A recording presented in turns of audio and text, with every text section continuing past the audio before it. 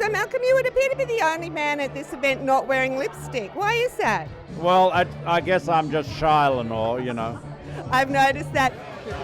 Right, good. You come out and drag. Well, it'd have to be dark for you to find a boyfriend.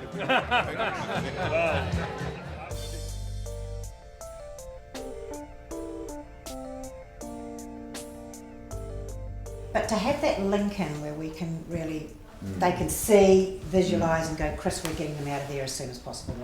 You know, planes on the way. The best we can do there with land infrastructure is fax machine. That's about it. Anything else we are doing through satellite data. Yeah, well, 512 kilobits per second is not a lot. It's not really broadband. Having said that, I mean, it's actually pretty impressive that if that's the only bandwidth you've got. Today's a good day, trust me. Yeah.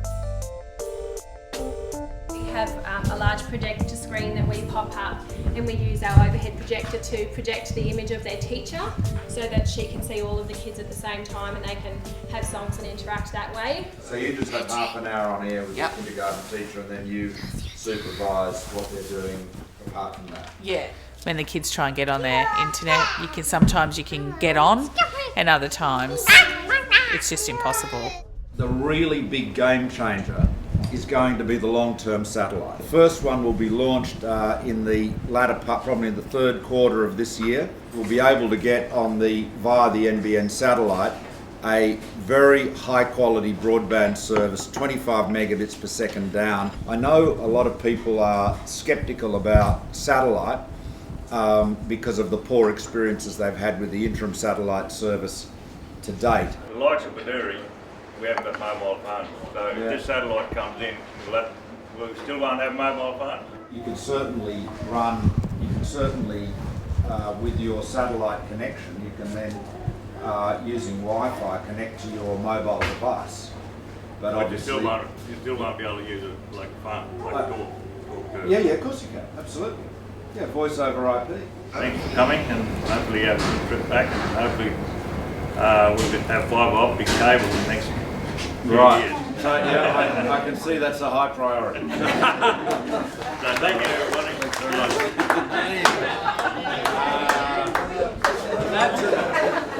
Must be election time, isn't it?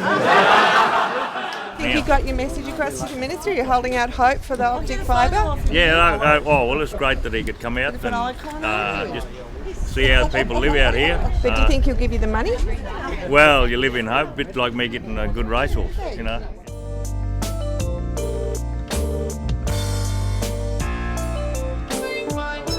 The history of satellite services in Australia to date have been long on promise and short on delivery. Because if they work, we use them, and if we use them, they get congested and don't work.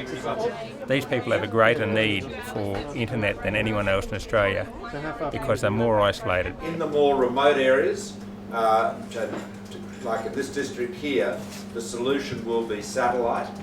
Whether it is voice or picture, sound or video, it doesn't matter what it is. Once it is digitised, it can be transmitted over the top. So the government would consider a satellite-based phone service across the internet system as being a suitable phone service? Well, that's going to be, that is, I think people will find that is a suitable phone service. So but if that's out, we have no communication at all?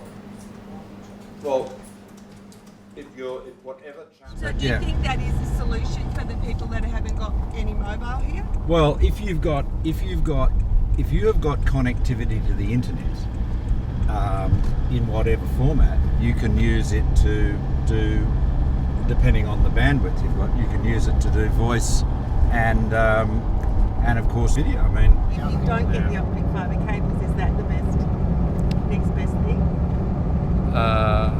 It'd be a second class. We're now in the tiny part of this area where one can actually get a mobile phone signal, so everyone's phone's buzzing and we're getting messages.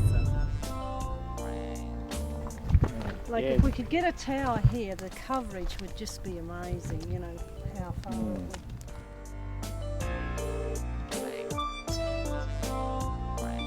would. What do you make of the arguments that you've been hearing today that remote settlements actually need connectivity even more than people in the city? And what kind of service do you think people in a little tiny place can actually expect? There's no doubt that they do need connectivity at least just as much and arguably more than you do in the city. Can really tiny places expect similar services to the city? You're not going to have the quite the same as you do in the city, but what you will have is you'll have via the satellite everywhere 25 megs down. You know, if you're on a cattle station, 200 kilometres from a tiny settlement, you're not going to get a fibre to the premises or HFC or something like that. There is a lot of scepticism about the satellite. Seeing will be believing. There you go. Good, let's see it. Well, lots of tourists, and there's nothing. It's not unusual to have 5,000 or 6,000 in a town like Longreach, and it doubles their population. And they all arrive with their mobile phone or their iPad, and it puts an enormous pressure. In fact, overloads the existing capacity of the mobile phone and internet capacity out here in Western Queensland. As well as reliable internet services, the other thing that people here really seem to want is a mobile phone that works at least close to their towns.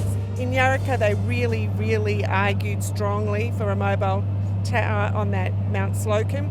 Is their case stronger than other ones that you've heard? The mobile network operators, Telstra, Optus, Vodafone, were asked to come forward with locations where they would build. Bruce Scott, as their local federal member, nominated Yarraka as one of 3 locations to get extra points during the selection process, and that's a right that's been extended to every federal member whose electorate is eligible for the funding.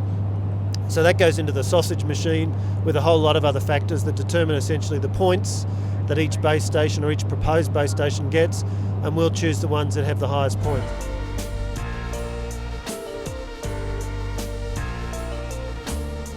We are very confident that this massive investment in the latest satellite technology will deliver the highest quality broadband experience for those people using the satellite service, and in particular with the kids doing distance education, will enable them to do all the things that they're currently frustratingly not able to do now.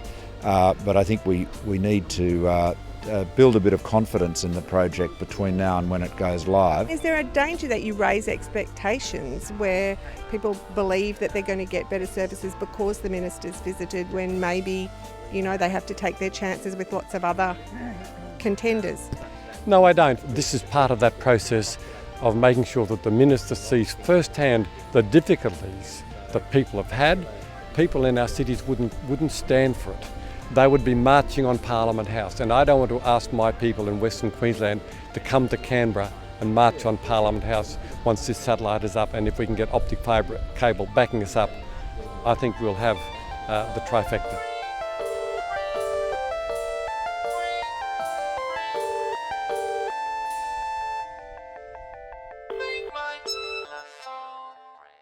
What if you suddenly realised that your daughter's been in terrible pain for years and you'd never believed her? And then one day you realise that you've both been conned. You've been sucked